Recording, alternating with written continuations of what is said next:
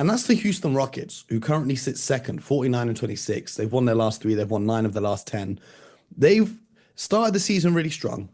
Then they went through a real rough patch, and then they've been on a real hot streak. They're the second seed, and they should finish comfortably as the second seed. They've got a two-game lead over the Nuggets right now. But I don't really hear anyone talking about them as serious contenders. Maybe that's because they don't have a quote unquote star player that most people think is essential to win in the playoffs. But how do you look at this Rockets team? Because I love what they do defensively, in particular. And you know I'm old school. I love what they do on offense, especially with Şengün. But why aren't people taking this Rockets team seriously? Because they're the second seed in what everyone describes as a tough Western Conference. Well, look, they're just fighting the narrative because they're a young group. They weren't in the playoffs last year. Now they've on this really meteoric rise to the number two team in the Western Conference. So you get a lot of people that are just saying, okay, what are they going to do come playoff time? They don't know that they're equipped to have much success. I would disagree with that. I like this Rockets team for a number of reasons. Here's why. They're deep, they're athletic, they're tough, they defend, they're extremely well coached. The only thing that they don't do particularly well and on a consistent basis is shoot the three-point shot well. I think they're in the bottom 5 or 6 teams in terms of three-point shooting percentage as a team. That is the one thing that they need to continue getting better at. They can be streaky. They have nights that they can be very successful, but they got a point guard who's been part of a championship team in Toronto, and Fred VanVleet.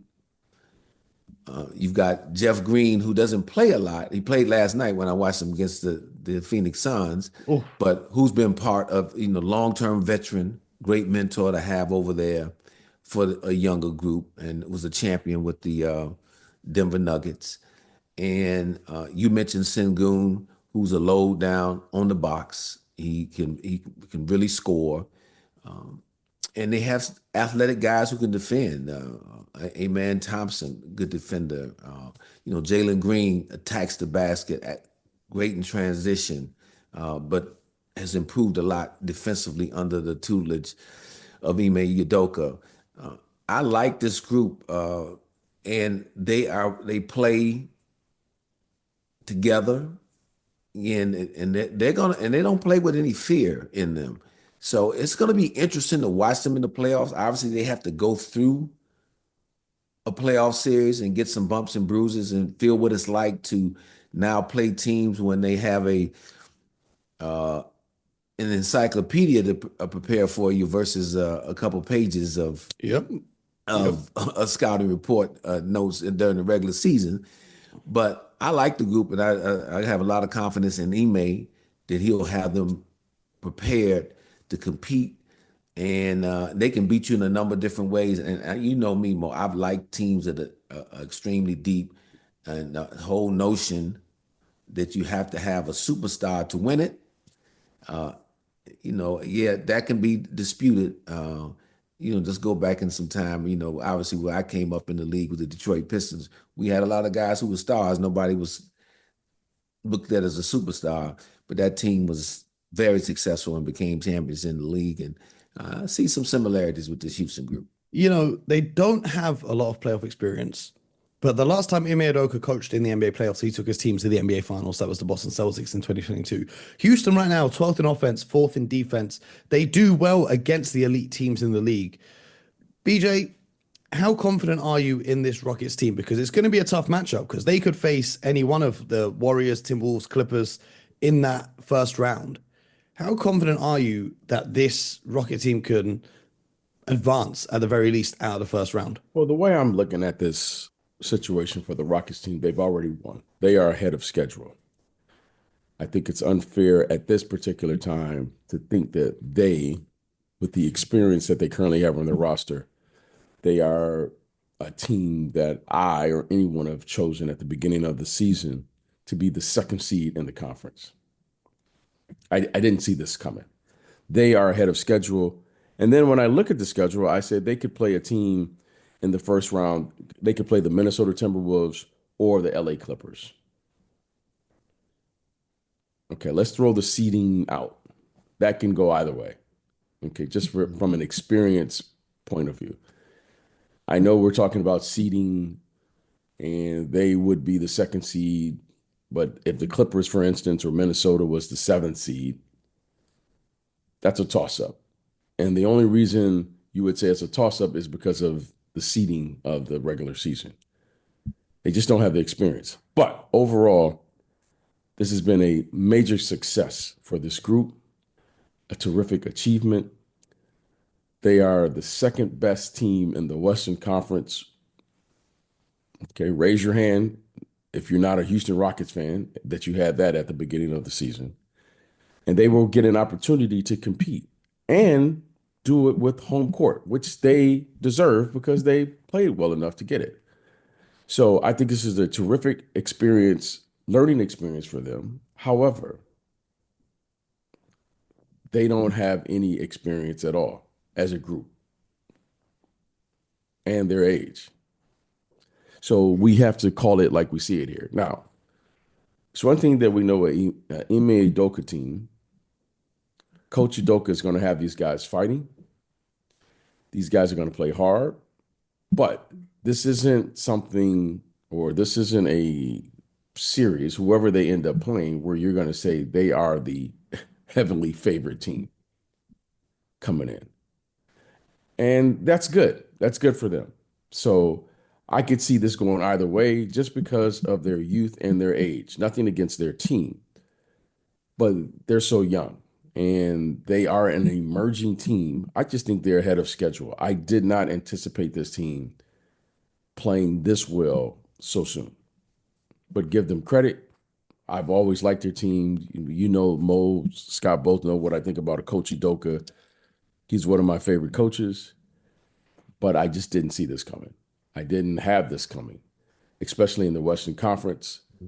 So I don't think that's unfair. If you told me they were playing the Minnesota Timberwolves and let's say 2-7, and the Timberwolves were picked to win it, I wouldn't. Yeah. That wouldn't bother. That would not bother me, and I don't think that's unfair. I don't even think it's an upset. I just think that's where the parity is at it in the NBA, and I think that's good. So, but you know, these guys deserve it. They deserve the second seed or wherever they finish because they played well enough in the regular season. But it's a new season now, and we'll see how it turns out. You know, the one thing when we talked about this team last year, what we did see with them, with the young team, was that they learned how to win at home first. Right. In the regular season. They were a very good home team last year. They're an excellent home team again this year. What they learned to do in this regular season is be much more effective and impactful on the road. I believe they're 22-14 on the road, which is a really good road record. Even, you know, we're talking regular season right now, but still an accomplishment for a young team. So again, you don't get playoff experience until you get in and play these games. So it was going to be interesting to see this group when they get into a tangle. I agree with BJ. Teams like Clippers and Minnesota that have more experience across the board will be tough matchups for them. But I see a team that will be unafraid to take on that challenge, though, as well. And it'll be interesting to watch them. Did the Rockets remind you maybe of the 2022-23 Cleveland Cavaliers? They were a 51-win team. The metrics for the offense and defense in a regular season were great. But like the Rockets, they didn't have the experience, so on and so forth. And ultimately, as Jarrett Allen said, the lights were too bright. The biggest difference for me, though, in those two teams, why I would hesitate, is the Houston team plays with some physicality. They're a more physical team than that Cleveland bunch was, that team that you referred to. Yeah. Cleveland has improved this year in that area, being able to play more physical. But Houston, that is part of their DNA. And so from that standpoint, when you go match up against the Rockets, they're going to be ready to tangle physically right off the bat. So I look at them a little bit different than that Cleveland group. But the similarity is what you're referring to, though, Mo, is both were inexperienced when it came to playoff runs as a group, and they still going to have to go through that gauntlet of the playoffs. BJ, as a former guard in this league, does Jalen Green's inconsistency concern you a little bit? Because there are some times where you watch Jalen Green and he is simply fantastic. There are other times you watch him and he kind of struggles a bit. When it comes down to the postseason, especially as Scott said, when teams have an encyclopedia of a scouting report to go up against you, how concerned are you about what Jalen can deliver for them in the postseason? Well, he's a young player, correct? Yeah. Okay. Well, this is part of the growth process. You don't start complaining about the process when you draft these kids, 1 year removed. Some of them, Yeah, he's I think he 23. went to the G League. So this is part of the process. So the one thing that you have to love about Jalen Green is you see the potential that he has. And we make this commitment to develop these kids, and then we start complaining about when they're not professionals already. This is part of the process. You give these kids 3, 4, 5 years or whatever it takes for them to become a professional, meaning they can do this on a consistent basis. And this is part of the process. So, I think he scored 20 or 30 points, as many points at this age as anyone probably. I got to assume he's probably in the top 5 or 10 all time in the NBA with 20 or 30, with scoring 30 or more points at his age. So he's shown you flashes. He's shown you the ability to play a brand of basketball, winning basketball. And now it's important for him to begin to take the next step. Can he take his game and elevate his game to another level once the playoffs begin? I have no problem with this. This when you have an opportunity to learn and play meaningful basketball with a young group late in the season and get to the playoffs, there's no other way around it but learn. There's no better place I can think for a young team to learn than to throw them right in the fire. This is excellent for them. Now, let's give this group 2 or 3 years to figure out what they're going to do in the playoffs, and then we can have these conversations. But what more can you ask?